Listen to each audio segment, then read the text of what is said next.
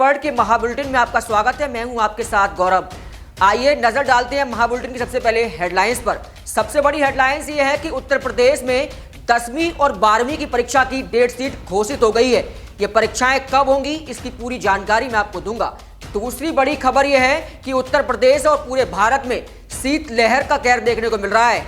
इसी को लेकर कितनी ट्रेनें रद्द की गई हैं और कितनी ट्रेनों का रूट डायवर्जन भी किया गया है, तो वहीं कितनी फ्लाइट्स भी रद्द हुई हैं, इसकी पूरी जानकारी मैं आपको बताऊंगा। तीसरी बड़ी खबर यह है कि उत्तराखंड के जोशीमठ में जो लोग बेघर हुए हैं और प्रशासन अब क्या करने जा रहा है, इसकी पूरी जानकारी मैं भी आपको बताऊंगा। चौथी बड़ी खबर यह है कि समाजवादी पार्टी और भाजपा के बीच जो ट्विटर हैंडल पर जो विवाद हुआ है, इसकी पूरी जानकारी भी आपको दूंगा। पांचवी बड़ी खबर यह है कि उत्तर प्रदेश में बिजली दरों में जो इजाफा होने जा रहा है वो कितना इजाफा होगा और इसका लोगों पर कितना प्रभाव पड़ेगा, इसकी पूरी जानकारी भी आपको दी जाएगी। आइए शुरुआत करते हैं महाबुलेटिन की बड़ी खबर के साथ। उत्तर प्रदेश में 10वीं और 12वीं की परीक्षा की डेट शीट घोषित हो गई है। जी हां, 16 जनवरी से 4 मार्च तक ये परीक्षाएं कराई जाएंगी, यानी 15 दिन के अंदर इन सभी परीक्षाओं को खत्म कराना होगा, जिसकी जानकारी राज्य मंत्री गुलाब देवी ने दी है। उन्होंने साफ तौर पे कहा है कि हमने पहले ही प्री बोर्ड की डेट शीट घोषित कर दी थी, यानी 16 जनवरी से 20 जनवरी तक सभी स्कूलों को प्री बोर्ड परीक्षाएं समाप्त करानी होंगी। उसके बाद 16 फरवरी से 4 मार्च के बीच ये परीक्षाएं चलेंगी। जो हाई स्कूल और इंटर की परीक्षाएं होंगी, ये 2 पालियों में परीक्षाएं कराई जाएंगी। तो वहीं 53 लाख विद्यार्थी यानी हाई स्कूल और इंटर की परीक्षा में बैठेंगे।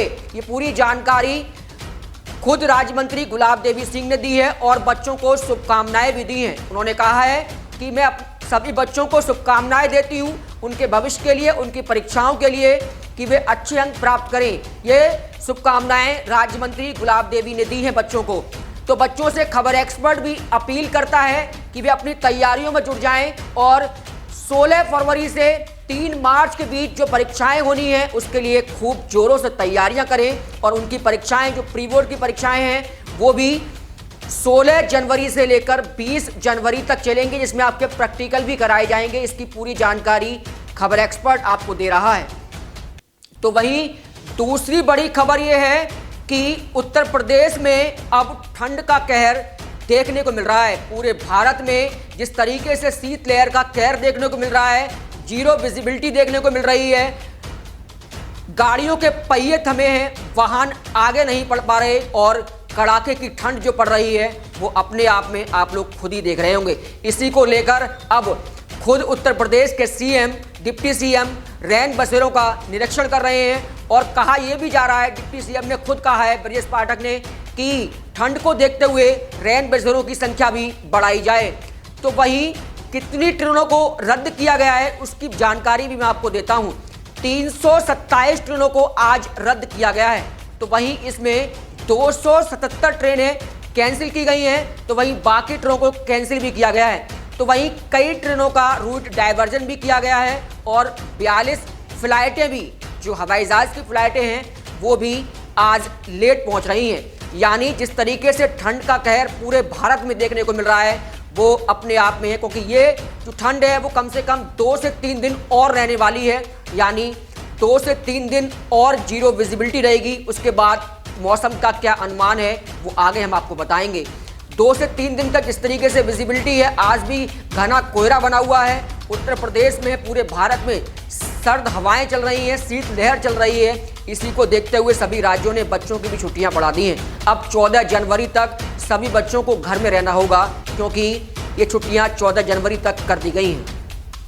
तीसरी बड़ी खबर यह है कि उत्तर प्रदेश में बिजली दरों में भारी इजाफा हुआ है और यह इजाफा क्या है, इस पर पूरी जानकारी के लिए मेरे वरिष्ठ संवाददाता और पॉलिटिकल एडिटर योगेश कांत मेरे साथ हैं। उनसे मैं जानूंगा किस तरीके से उत्तर प्रदेश में बिजली दरों में जो इजाफा हुआ है उनके पास क्या न्यूज़ है, किस तरीके से इस जो बिजली की दरें बढ़ी हैं उस पर लोगों पर इसका क्या प्रभाव पड़ेगा, कितना प्रभाव पड़ेगा, वो उनसे पूरी मैं जानकारी लूँगा। जिस तरीके से बताया गया है कि 10 से 18% का इजाफा बिजली कंपनियां देने वाली हैं, लेकिन आखिरी फैसला योगी सरकार को लेना है। योगी सरकार बताएगी कि इस पर असली फैसला क्या होगा। योगेश कांत जी मेरे साथ हैं। योगेश कांत जी, आइए और बताइए किस तरीके से बिजली दरों में जो इजाफा होने वाला है, कितना इजाफा होगा और लोगों पर इसका क्या प्रभाव पड़ेगा, वो भी हमारे लोगों को बताइए। जी योगेश कांत जी। गौरव जी, जिस तरीके से आप जानते ही हो कि इजाफे की बात आती है तो जितना भी सरकार का जो टैक्स रहता है वो लोगों के ऊपर ही आता है। दूसरा, अगर मैं बात करूं कि इसमें करना क्या है कि अभी ना कंपनियों ने सरकार से कहा है कि हम लोग इसको अप्लाइड करना चाहते हैं, यानी 10 से 18% की बात कही है, जिसमें अगर हम बात करें कि अभी वर्तमान में क्या स्थिति है, जैसे किसी के यहाँ 300 यूनिट बिजली आती है और उस पर अभी 3.5 पैसे यानी 3 रुपये 50 पैसे प्रति यूनिट के हिसाब से अभी चार्ज लग रहा है। लेकिन अगर वो 10 से 18% का इजाफा हुआ ग्रामीण अंचल में तो वो तकरीबन 4 रुपये 50 पैसे के हिसाब से प्रति यूनिट की दर बढ़ेगी ग्रामीण अंचल में। ये जो ग्रामीण अंचल में वैसे सब आम कॉमन लोगों के लिए हो जाएगा। वहीं अगर 300 यूनिट से ज़्यादा बिजली अगर ऊपर कोई खर्च करता है तो उस पर तकरीबन अगर इजाफा होकर अभी वैसे तो करीब अभी का जो चार्ज है वो तकरीबन ऐसा लग रहा है कि 5.50 पैसे बढ़कर लग रहा है ना अभी तक। लेकिन अगर वो 300 यूनिट से ऊपर खर्च करता है तो उस पर 7 रुपये के समथिंग खर्चा होगा, उसे 7 रुपये पर यूनिट के हिसाब से बढ़ेगा। ऐसा ही शहरी अंचल में भी बढ़ने को मिल रहा है। शहरी अंचल में जो अभी तक हम लोग 300 यूनिट बिजली का खर्च करते थे तो वो 6 रुपये 50 पैसे के हिसाब से इजाफा होता था, है ना। लेकिन अभी वर्तमान में कितना कर दिया गया है, 8 रुपये, अगर बढ़ता है तो 8 रुपये के समथिंग कर दिया जाएगा। अगर ऐसे ही औद्योगिक जगत में भी बढ़ावा मिल रहा है, उसमें भी करीब 10 से 12% के समथिंग इजाफा होगा, है ना, 10-12% इजाफा हो जाएगा। ऐसे ही कृषि में भी 10 से 12% का इजाफा हुआ अगर 18% का विद्युत का टैक्स बढ़ता है। तो ये सारी जो मार है बिजली बढ़ने पर, बिजली का जो यूनिट पर खर्चा होगा उस पर और इजाफा हो जाएगा। लेकिन सारा जो मटेरियल है वो सरकार के ऊपर डिपेंड करता है। सरकार चाहेगी तो उसमें बढ़ा भी सकती है और सरकार चाहे तो घटा भी सकती है। हालांकि बिजली की समस्या लोगों के लिए बनी है, लेकिन अगर लोग खर्च नहीं करेंगे तो कैसे बिजली भी लेंगे। लेकिन यूनिट एक जेन्युअल हो तो आम लोगों की जेब पर इतना भारी नहीं पड़ेगा। गौरव जी, योगेश जी, जिस तरीके से बिजली दरों की जो बात हो रही है, मैं कहना ये भी चाहूँगा, अभी लॉकडाउन होकर गुजरा हुआ है, आप भी जानते हैं, लोगों के पास इतना पैसा नहीं है। और अगर सरकार ने जो बिजली दरें, जो बिजली कंपनियां जो लगाने वाली हैं, 10 से 18% जो आपने बताया कि बिजली की दर बढ़ने वाली है, अगर ये लग जाती हैं तो आम जनमानस पर तो बहुत बड़ा प्रभाव पड़ने वाला है, उनकी जेब पर बहुत बड़ा प्रभाव पड़ने वाला है। क्योंकि इतनी दरें अगर बढ़ जाएंगी तो अभी जिस तरीके से वो मैनेज कर पा रहे हैं वो भी मैनेज नहीं कर पाएंगे। योगेश जी, गौरव जी, ये तो जेन्युइन है कि आप जानते ही हो कि जब कभी भी कोई सरकार का टैक्स होता है तो आम कॉमन लोगों की जेब पर ही पड़ता है। एक तरफ सरकार ने अभी किसानों के बिल माफ़ किए हैं, लेकिन दूसरी तरफ अगर इजाफा होता है तो वही किसान और वही ग्रामीण अंचल में इसकी मार देखने को मिलेगी। और अगर बात करें ऐसे ही कॉमर्शियल में भी बढ़ावा मिल रहा है इन्हीं चीज़ों का, तो कहीं ना कहीं जो खर्च होगा वो आम जनमानस की जेब से ही होगा। हालांकि सरकार इस टैक्स से कहीं ना कहीं डेवलपमेंट के कार्य में लगाती है, कहीं नई योजनाओं में लगाती है। ये आम जनता का जो टैक्स जो भी होता है वो कहीं ना कहीं विकास के डेवलपमेंट में लगाया जाता है। हालांकि इतना इजाफा करना सरकार के लिए कहीं ना कहीं ये बड़ी भूल साबित हो सकती है, क्योंकि गौरव जी, मैं बताऊं कि अभी फ़िलहाल में 2024 का चुनाव बिल्कुल नज़दीक है, तो सरकार कोई भी ऐसा कदम नहीं उठाएगी जिससे कि उनकी समस्या कोई उत्पन्न हो, क्योंकि सरकार को तो सभी के वोट चाहिए। तो कहीं ना कहीं सरकार ये भी सोचकर आगे काम करेगी। जिस तरीके से योगेश जी ने बहुत बड़ी बात बताई कि बिजली दरों में 10 से 18% की बढ़ोतरी होने वाली है, लेकिन बिजली कंपनियों ने ये कहा है, लेकिन आखिरी फैसला जो लेना है वो सरकार को लेना है कि वो इन बिजली दरों को जो बढ़ोतरी का बिजली कंपनियों ने दी है सरकार को कि 10 से 18% की आप ये बढ़ोतरी कर दीजिए, लेकिन आखिरी फैसला जो आएगा वो सरकार का आएगा। इस पर सरकार क्या फैसला लेती है वो भी हम आपको बाद में बताएंगे।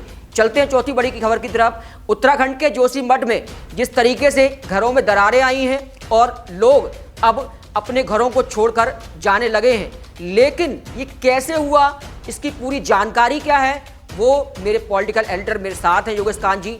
पूरी रिसर्च की उन्होंने, किस तरीके से क्या हुआ है, मैं उनसे बोलूंगा कि पूरे उसके बारे में डिटेल बताएं। पहले योगेश कांत जी कि क्या है पूरा मामला। गौरव जी, जैसा कि आप लोगों को पता हो, हम सब लोगों को पता है मीडिया के माध्यम से या कैसे भी, आज से तकरीबन 8 दिन से ये खबर आ रही है कि जोशी मठ में दरारें आना शुरू हो गई हैं और कहीं ना कहीं पानी निकल के बाहर आ रहा है और वो दरारें पर जैसे एक नाइट के बाद दूसरी नाइट देखते हैं तो दरारें और बढ़ जाती हैं। लोगों में बड़ा भय बना हुआ है, जबकि सरकार ने तकरीबन अभी तक जो 201 घरों को खाली करा लिया है। हालांकि सरकार ने अनाउंस किया है कि करीब 610 घरों को खाली करना पड़ेगा और ये 610 घर वो हैं जो कि पूर्णतः बिल्कुल यानी ब्लास्ट होने के कगार पर हैं। जब भी फटेंगे तो बड़ा हादसा भी हो सकता है। अब कारण इसका वैज्ञानिक दृष्टि से देखें तो अन्य तरीके लगाए जा रहे हैं, अगर धार्मिक दृष्टि से देखें तो अन्य तरीके बताए जा रहे हैं। हालांकि मानना तो होगा कहीं ना कहीं कि इसमें जो नुकसान है वो वहाँ के बाशिंदों का है। बेचारों ने जैसे तैसे मेहनत करके वो अपना रोज़गार, वहाँ घर बनाना, वहाँ की स्थिति बहुत ही दयनीय है। सरकार को कहीं ना कहीं उस पर ठोस कदम उठाना चाहिए। देखो, अगर जैसा कि आपने क्वेश्चन पूछा है इसके अनुसार मैं आपको बता ही देता हूँ कि एक तो सबसे पहले वो जो पहाड़ है वो पहाड़ एक तरह का मजबूत पहाड़ नहीं है जैसे और पत्थरों की तरह होता है। वो बहुत ही दरक वाले पहाड़ होते हैं, ऐसा बना हुआ है। इसमें क्या है कि जैसे अगर कोई पानी का कटाव आता है या फिर भूगर्भ में कोई हलचल पैदा होती है तो वो पहाड़ बहुत जल्दी हिलने की कगार पर है और ऐसी स्थिति में वहाँ डेवलपमेंट भी बहुत ज़बरदस्त तरीके से हो रहा है। तो कहीं ना कहीं लोगों को भी उस पर ध्यान देना होगा। दूसरा, सरकार को सबसे ज़्यादा नोटिस करने की ज़रूरत है। हालांकि देखो, सबसे बड़ा सवाल और भी है कि इसमें अगर हम बात करें आज से 47 वर्ष पूर्व की, तो वैज्ञानिकों ने भी एक दावा किया था लेकिन सरकार उस पर खरी नहीं उतरी। लिहाजा और जो भी रिपोर्ट वैज्ञानिकों ने बनाई वो दबा दी गई। उसका परिणाम है कि आम जनमानस आज इन समस्याओं से जूझ रहा है और उन्हीं समस्याओं में सबसे बड़ा जो मामला उत्पन्न होकर आ रहा है वो ये है कि जैसे कि सबसे पहले आज से 47 वर्ष पहले जो वहाँ पर अलकनंदा नदी है वो जोशी मठ के नीचे से ही होकर बहती है और जोशी मठ के नीचे बहने के कारण उसने 1976 में बाढ़ आई, भूस्खलन हुआ, तो उस दौरान उसकी जड़ें खाली हुई। तो जोशी मठ में भी उस दौरान आज से 47 वर्ष पूर्व की बात कर रहे हैं, हाँ 1976 की बात कर रहा हूँ, उस दौरान भी दरारें आई जोशी मठ में और भयावह स्थिति रही। तो उस दौरान एक 18 सदस्यीय टीम गठित की गई। उस टीम ने वहाँ की जांच पड़ताल की और उसे मिश्रा कमेटी का नाम दिया गया। उस मिश्रा कमेटी ने जब 1976 में पूरी जांच पड़ताल की तो उसमें पाया गया कि जो ये पहाड़ है भूस्खलन का बना हुआ है। अगर इसमें कोई भी छेड़खानी की जाती है तो ये पहाड़ कभी भी दरक सकता है, कभी भी इस पर बने हुए मकान इधर उधर हो सकते हैं। उसी समय कहा था। लेकिन और ये भी उन्होंने आगाह किया था कि इस पर कोई भी काम ऐसा ना किया जाए कि जैसे यहाँ आगे चल के कोई परेशानी हो। लेकिन वो सारी रिपोर्टें कहीं ना कहीं दबा दी गई किसी सरकारों द्वारा या जो वर्तमान सरकार है उसके द्वारा, किसी के भी द्वारा, क्योंकि जो रिपोर्ट है वो जेन्युइन है, सबके सामने है। मिश्रा कमेटी की जो रिपोर्ट है आज से 47 वर्ष पूर्व दे चुका है लेकिन उस पर अमल नहीं किया गया। उसका परिणाम ये रहा कि आज वहाँ के लोगों को काफ़ी समस्याओं का सामना करना पड़ रहा है। लिहाजा जो लोग रो रहे हैं और वो कह रहे हैं कि हम किस जगह जाएं। हालांकि सरकार उनसे कह रही है कि हम आपके पुनर्वास के लिए कहीं ना कहीं सुविधा करेंगे, बहुत सारी स्कीम्स उनके लिए लागू करने की बात कर रही है। हाल ही में भारत के प्रधानमंत्री मोदी ने भी उन पर जल्द से त्वरित कार्रवाई करते हुए एक टीम गठित कर दी है। इसके बावजूद भी लोगों में भय का माहौल बहुत ज़्यादा है। दूसरा, उसमें कई सारे कयास भी लगाए जा रहे हैं। जैसे उस दौरान 47 वर्ष पूर्व बाढ़ आई, लेकिन आज की स्थिति में क्या है, वहाँ पर एनटीपीसी का काम चल रहा है। दूसरा, वहाँ पर रोड बनाए गए हैं। जो रोड वहाँ से निकलते हैं, जो पहले जो लोग जाते थे जैसे केदारनाथ, बद्रीनाथ, वो यहीं जोशी मठ से होके जाते थे। लेकिन अभी ना उन रोडों को काट करके दूसरा बना दिया गया तो डायरेक्ट केदारनाथ की तरफ लोग चले जाते हैं। इससे लोगों को समस्याएं उत्पन्न होती हैं। हालांकि विकास, डेवलपमेंट है, करना पड़ेगा, लेकिन अभी लोगों का आरोप ये है कि वहाँ पर जो एनटीपीसी के द्वारा जो सुरंग बनाई जा रही है वो तकरीबन 12 किलोमीटर लंबी है और वो उसमें से 4 किलोमीटर का छोर एक तरफ है और 2 किलोमीटर का एक तरफ है। 6 किलोमीटर जोशी मठ के नीचे से होके आ रही है। लोगों का आरोप यह है कि जोशी मठ के जस्ट नीचे से होकर आ रही है। उसका एक पर साइड है वो जोशी मठ बिल्कुल उसके नीचे से घूम रही है। ऐसी स्थिति में 4 किलोमीटर उधर से खोद दी गई है और 2 किलोमीटर इधर से एनटीपीसी के द्वारा निकाल दी गई है। लोगों का कहना है कि एनटीपीसी ने क्या किया कि पहले एक मशीन द्वारा उसमें से खुदाई हो रही थी, लेकिन वो मशीन धंस गई। मशीन धंसने के कारण फिर इन्होंने क्या किया, एनटीपीसी वालों ने, लोगों का आरोप है ये कि एनटीपीसी वालों ने फिर उसमें खदान में ब्लास्ट कर दिया। ब्लास्ट, लोगों का कहना है कि ब्लास्ट के परिणाम से घरों में दरार बन रही है। और अगर, अब लोगों का कहना है कि अगर इस कार्य को नहीं रोका गया तो आने वाले कल में ये बहुत बड़ा मंजर यहाँ का देखने को मिलेगा कि जब पूरा पहाड़ दरक कर नीचे आ जाएगा। हालांकि एनटीपीसी ने कल और परसों में 2 दिन में उन्होंने अपना एक लेटर जारी किया, उसमें कहा है कि हमारे जरिए कोई भी ऐसा ब्लास्टिंग का काम नहीं किया गया और न ही हम कोई ऐसा काम कर रहे हैं जिससे कि यहाँ के इस पहाड़ को प्रॉब्लम हो। लेकिन ये सोचने वाली बात है, आज से 47 वर्ष पूर्व पहले ही एक वैज्ञानिकों ने जब डिसाइड कर दिया कि ये पहाड़ दरख्त का बना हुआ है, चाहे जब दरक सकता है, रेत के मिट्टी की तरह है, लेकिन इसके बावजूद भी वहाँ डेवलपमेंट का काम किया जा रहा है। यानी उनकी स्थिति को तो समझा जाए। अब जब तुम पहाड़ की जड़ खोदोगे तो अपने आप पहाड़ गिरेगा, है ना। ऐसी स्थिति में अब कहीं ना कहीं किसे दोषी मानेंगे आप? कोई ना कोई बड़ा दोषी है, या तो डेवलपमेंट दोषी है, या फिर वहाँ के लोग जो विकास कर रहे हैं अपने उस पहाड़ पर बोझ बना रहे हैं, या फिर पर्यटक जगत जो कि पर्यटन तकरीबन वहाँ 50 लाख लोग पर ईयर पर्यटन जगत के पहुँचते हैं। लेकिन कहीं ना कहीं इस बात को तो सरकार को मानना पड़ेगा कि डेवलपमेंट का जो प्रोसेस चल रहा है, सबसे ज़्यादा जो लग रहा है लोगों को वो एनटीपीसी को लेकर ही लग रहा है, क्योंकि एनटीपीसी कहीं ना कहीं उनको लगता है कि ये हमारे रहने में प्रॉब्लम समस्या कर रही है। हालांकि उत्तराखंड के सीएम पुष्कर सिंह धामी रोज़ाना पर डे वहाँ जाते हैं और चक्कर भी लगा रहे हैं, उनकी टीम भी लगी हुई है, देख रही है कि कितना नुकसान है। अभी वैज्ञानिकों की टीम भी वहाँ भेजी जा रही है, फिर दोबारा से उसकी जांच पड़ताल की जा रही है। हालांकि एनटीपीसी ने अभी काम बंद कर दिया है, लेकिन वहाँ के लोगों की जो हकीकत है वो बहुत ही डरावनी है और घरों में इतनी बड़ी भयंकर है, जो कि हम आपको दिखा रहे हैं कि इस पर देखिएगा कि स्क्रीन पर चलते हुए फ़ोटो आपके सामने खुद दिखाई देंगे कि कितनी भयावह स्थिति है। वहाँ के लोगों का रहना दुर्लभ है, लोग मकान खाली करके जा रहे हैं। हाल ही में तुरंत अभी कुछ मिनट पहले ही एक सूचना मिली है कि तकरीबन 2 होटलों को वहाँ तुरंत गिराया जा रहा है ना। क्यों गिराया जा रहा है? क्योंकि पूर्णतः दरारें आ गई हैं, वो चाहे जब गिर सकते हैं। अगर ये नहीं गिराएंगे तो वो गिरेंगे तो फिर औरों को ले मरेंगे। ये स्थिति वहाँ की बनी हुई है। गौरव जी, योगेश कांत जी, एक और बड़ी न्यूज़ में आ गई है यहाँ पर। मैं बताना चाहूँगा कि जोशीमठ में करीब 4000 लोग को भी वहाँ से हटा दिया गया है। ये बड़ी न्यूज़ है कि 4000 लोग वहाँ से हटा दिए गए हैं। लेकिन मेरा आपसे सवाल छोटा सा ये है कि प्रशासन अब इन लोगों के लिए क्या करेगा कि वहाँ से जो लोग बेघर हो रहे हैं उनके लिए प्रशासन के द्वारा ऐसी क्या सुविधाएं मुहैया कराई जा रही हैं जिससे वो लोग अब अपने आप को सुरक्षित महसूस करें? गौरव जी, जैसा कि शासन प्रशासन की तरफ से, अभी प्रधानमंत्री की तरफ से, वहाँ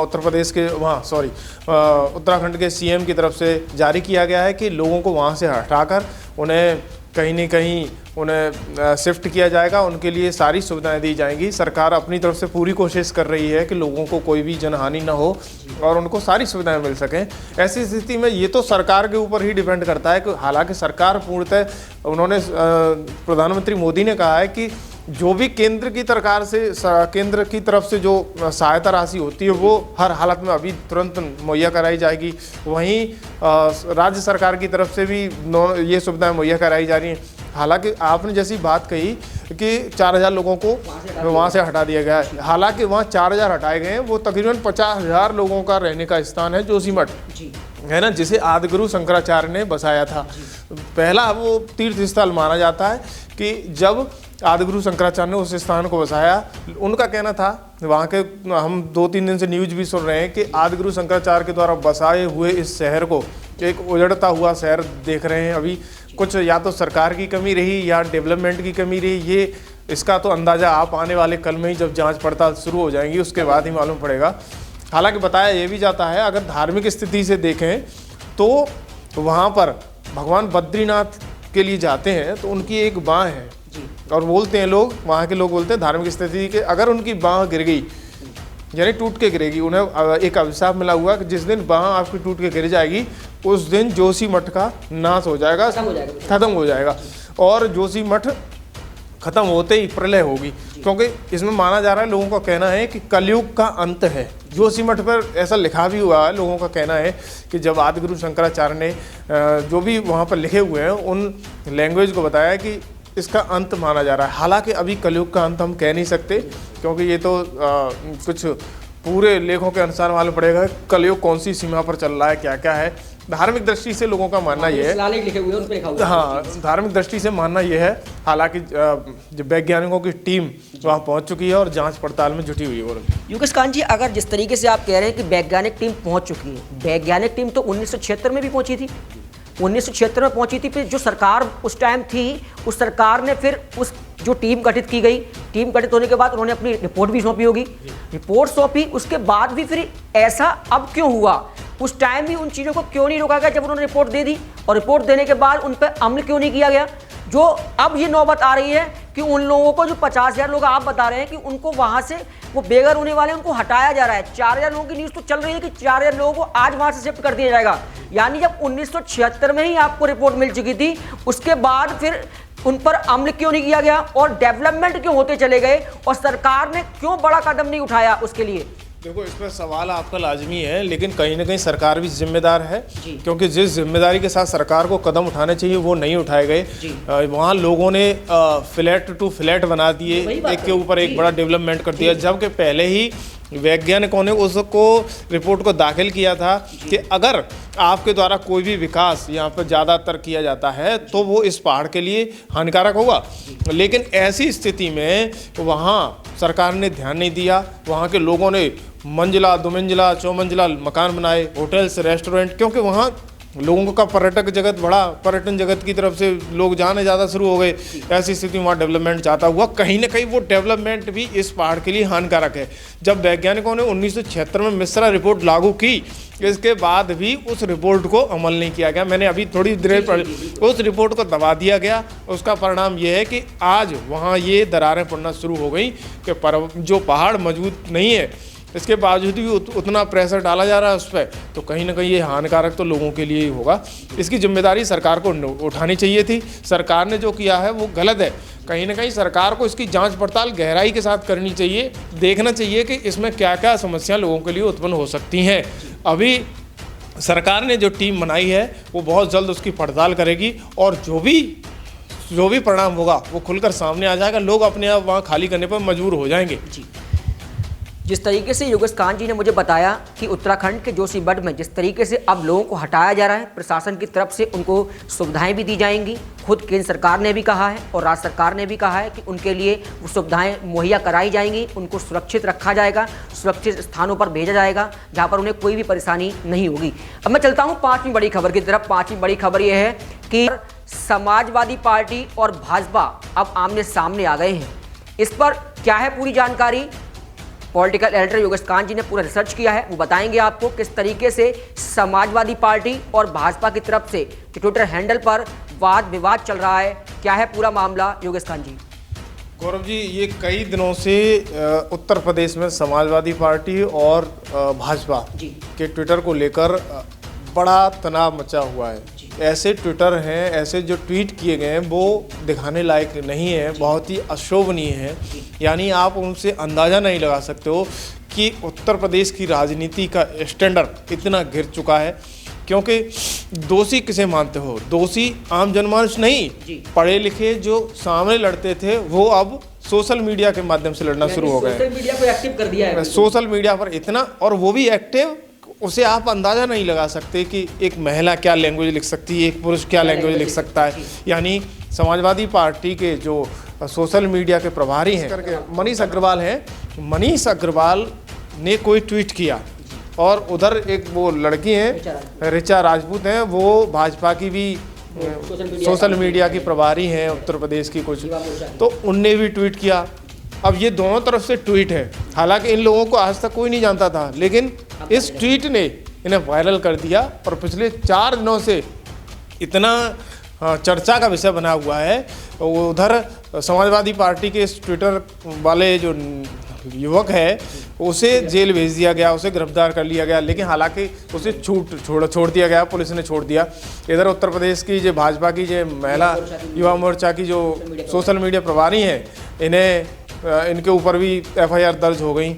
हालांकि इसके बावजूद उत्तर प्रदेश की राजनीति ने सियासत में जोर पकड़ लिया है। उधर अखिलेश यादव ने कह दिया कि पारिवारिक तंज कसना बहुत ही गलत बात है। और ऐसा नहीं होना चाहिए। ये हम भी कहते हैं कि किसी के परिवार पर इस तरीके से उंगली साधना बहुत गलत है। आप राजनीति करना चाहते हो तो जो स्टैंडर्ड राजनीति का घटिया आप यूज़ कर रहे हो, कोई भी पार्टी के हो, वो सही नहीं है।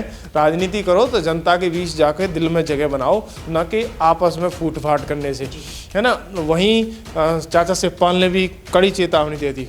उन्होंने कह दिया कि 99 गलतियाँ माफ़, अगर 90 से ऊपर गई तो समझो कुछ ना कुछ बड़ा परिणाम होगा और भाजपा को घेरने का काम समाजवादी पार्टी करेगी।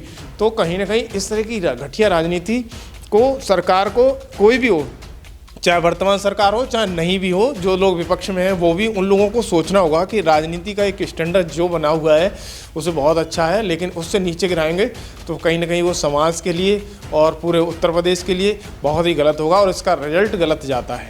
जिस तरीके से योगेश कांत जी ने बताया, मैं आपको और बता दूं कि दोनों की तरफ से ट्विटर हैंडल पर वाद विवाद चढ़ा और यहाँ पर जो सोशल मीडिया अकाउंट जो चलाती हैं भाजपा की ऋचा राजपूत, उन्होंने डिम्पल यादव के ऊपर एक अभद्र टिप्पणी की थी। इसको लेकर उसके बाद ये माहौल ख़राब हुआ। अखिलेश यादव ने साफ तौर पर कहा कि मेरे परिवार के ऊपर, मेरी पत्नी के ऊपर, मेरी बेटियों के ऊपर किसी पर भी कोई भी अभद्र टिप्पणी ना करें, जो भी कुछ कहना है मुझसे कहें, लेकिन मेरे परिवार से कोई कुछ ना कहे। ये बड़े आरोप अखिलेश यादव ने भी लगाए थे। तो वहीं शिवपाल यादव ने भी कह दिया कि 99 गलतियां भाजपा की माफ़ हो चुकी हैं, अब जो घड़ा है भाजपा का वो भर चुका है। अब उनको देखना होगा कि भाजपा जिस तरीके से जो कर रही है वो नहीं है सही।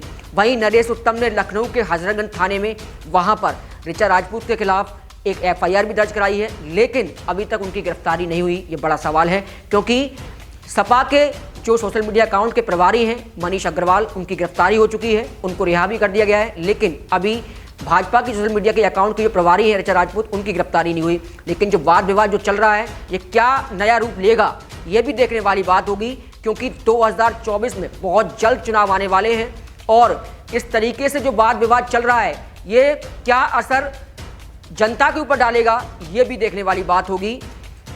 खबर एक्सपर्ट की जो महाबुलेटिन की जो वीडियो हैं, इसको देखने के लिए खबर एक्सपर्ट चैनल को आप सब्सक्राइब करिए, लाइक करिए, इन वीडियोस को शेयर करिए। और दूसरी बात, सभी लोगों से मैं कहना चाहूँगा, इस वीडियो पर देखने के बाद आप कमेंट जरूर करें और हमें बताएं कि आपको ये वीडियो कैसी लगी। धन्यवाद।